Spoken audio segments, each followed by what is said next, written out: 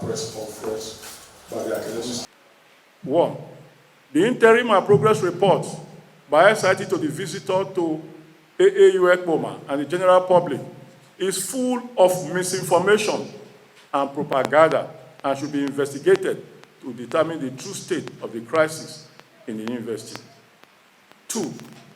Edo State government, as a matter of urgency, should implement the decisions reached at the stakeholders meeting on the crisis in the university. 3.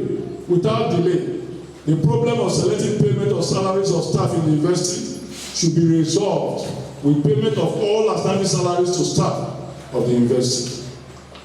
4. The union believes that positioning of a university does not translate to infringement of workers' rights, denial of wages, and lack of improved welfare of workers. 5. The annual increments of staff salaries stored by the university administration should be restored.